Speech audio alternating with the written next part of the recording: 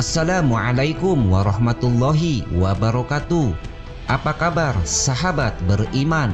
Kembali lagi bersama Habsy Al-Fakir Channel untuk berbagi seputar info Islami. Semoga bisa menemani aktivitas Anda. Jangan lupa tekan tombol subscribe dan aktifkan notifikasi tombol lonceng agar tidak ketinggalan info terbaru dari Habsy Al-Fakir Channel.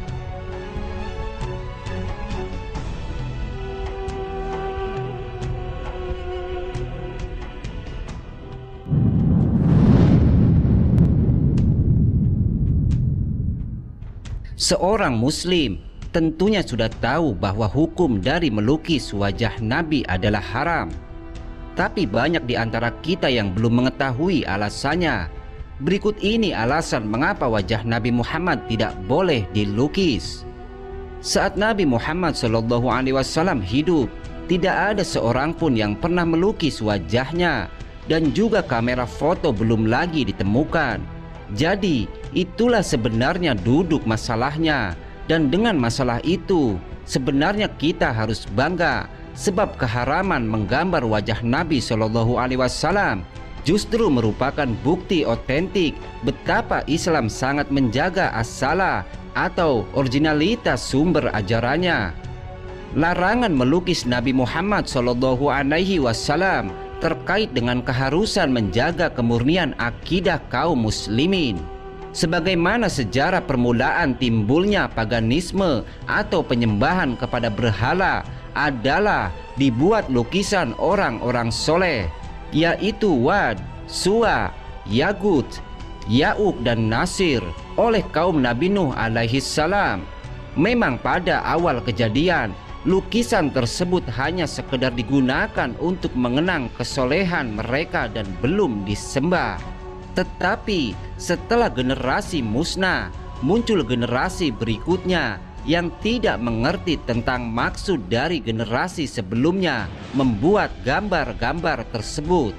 Kemudian syaitan menggoda mereka agar menyembah gambar-gambar dan patung-patung orang soleh tersebut.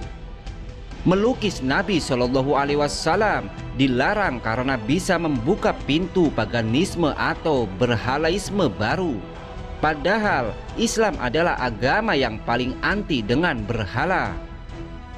Dari Aisyah radhiyallahu anha, dia berkata, ketika Nabi SAW sakit, sebagian istri beliau menyebut-nyebut sebuah gereja yang mereka lihat di negeri Habasyah yang disebut dengan Maria.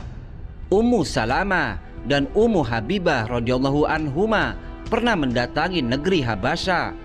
Mereka menyebutkan tentang kebagusannya dan gambar-gambar yang ada di dalamnya. Maka beliau pun mengangkat kepalanya lalu bersabda, itulah orang-orang yang bila ada orang soleh di antara mereka yang mati, mereka membangun masjid di atas kuburannya, kemudian membuat gambar-gambarnya. Itulah sejelek-jelek makhluk di sisi Allah. Demikian Rasulullah SAW mencela kelakuan orang-orang ahli kitab yang mengkultuskan orang-orang soleh mereka dengan membuat gambar-gambarnya agar dikagumi lalu dipuja.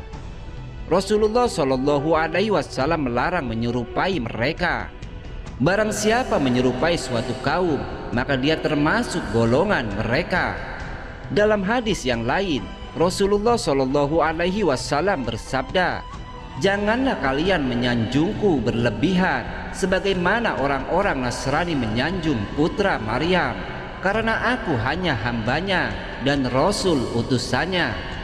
Itulah sebab utama kenapa umat Islam bersikeras melarang melukis Rasulullah SAW, yaitu dalam rangka menjaga kemurnian akidah tauhid. Masih banyak sebab yang lainnya dari larangan Rasulullah SAW, di antaranya menggambar diri Rasulullah SAW akan membuka peluang untuk perbuatan penistaan terhadap pribadi beliau. Sebagaimana seorang yang benci kepada orang lain, namun karena tidak mampu melampiaskan kebenciannya secara langsung, mereka lantas membuat serentetan penistaan terhadap gambar atau foto orang yang dia benci. Apakah akan dia ludahi, atau dia injak-injak, atau dia sobek-sobek, atau dia bakar, atau dia bikin karikatur yang bernuansa pelecehan dan sebagainya.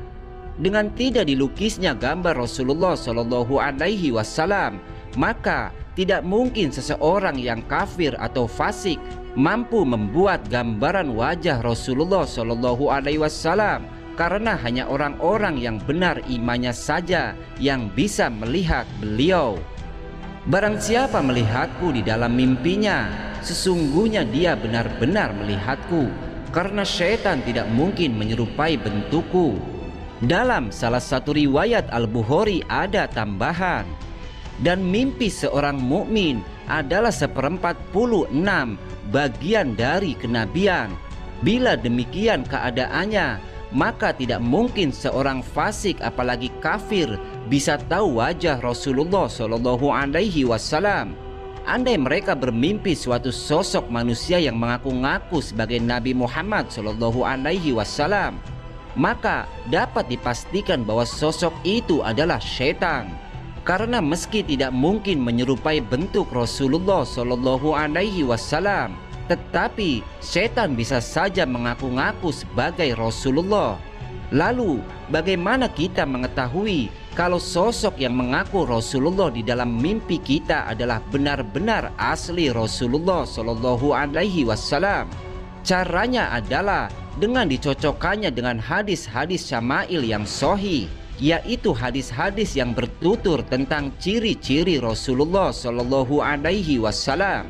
Adapun karikatur yang digambar oleh orang-orang kafir dan munafik adalah kebohongan, karena bagaimana mungkin mereka bisa menggambar wajah Rasulullah Shallallahu Alaihi Wasallam, sedangkan untuk melihatnya saja mereka tidak mungkin bisa.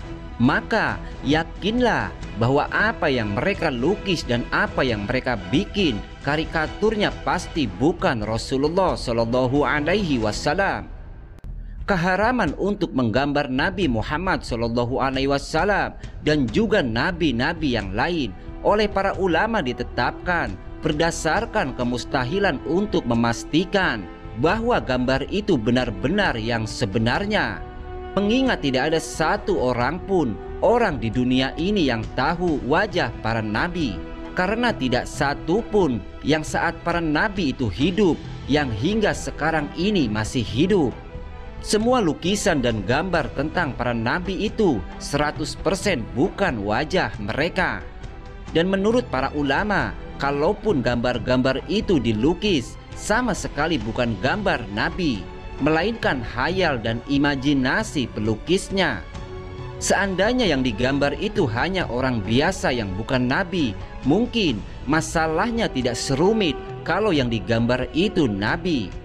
Menggambar atau melukis wajah seorang nabi adalah sebuah kerumitan tersendiri dari segi hukum. Mungkin Anda bertanya, mengapa harus jadi rumit? Bukankah tujuan menggambar nabi itu baik, yaitu agar lebih mendekatkan kita kepada sosok nabi itu? Ya, masalahnya menjadi rumit lantaran seorang nabi adalah pembawa risalah resmi dari Allah Subhanahu wa Ta'ala. Maka bukan hanya pembicaraannya saja yang jadi ukuran, tetapi semua tindak tanduk dan bahkan hingga masalah wajah dan potongan tubuhnya adalah bagian utuh dari risalah itu. Penggambaran wajah dan tubuh seorang nabi sedikit banyak sangat berpengaruh kepada esensi syariat yang disampaikannya. Mengingat di kemudian hari setelah wafatnya para nabi itu, banyak orang yang berdusta tentang nabi, baik dusta tentang perkataannya, perbuatannya, takrirnya, termasuk berbohong tentang kondisi fisiknya. Dan perbuatan berbohong atas apa yang dibawa oleh seorang nabi merupakan dosa yang amat serius. Ancamannya tidak tanggung-tanggung, yaitu kedudukan di dalam neraka. Siapa yang berbohong tentang aku secara sengaja, maka hendaklah dia menyiapkan tempatnya di neraka. Dengan berdasarkan hadis ini, maka para ulama sepakat untuk mengharamkan gambar Nabi Muhammad SAW, juga gambar para nabi yang lain, mengingat tidak ada seorang pun manusia yang hidup di zaman ini yang pernah melihat wajah Nabi Muhammad SAW dan juga nabi lainnya. Dari mana lukisan nabi itu didapat kalau bukan dari khayal dan imajinasi? Khayal dan imajinasi pada hakikatnya adalah kebohongan, meski niatnya mungkin baik. Kita bisa simpulkan bahwa haramnya menggambar wajah seorang nabi bukan semata-mata karena ditakutkan bahwa gambar akan menghina nabi, melainkan masalah keaslian dan kejujuran gambar itu sendiri, bahwa tidak ada kebenaran dalam gambar itu, dan gambar itu bukan gambar Nabi SAW. Wallahu a'lam. Mungkin ini yang dapat kami sajikan dalam kesempatan kali ini. Semoga bermanfaat dan bisa diambil hikmahnya. Wassalamualaikum warahmatullahi wabarakatuh.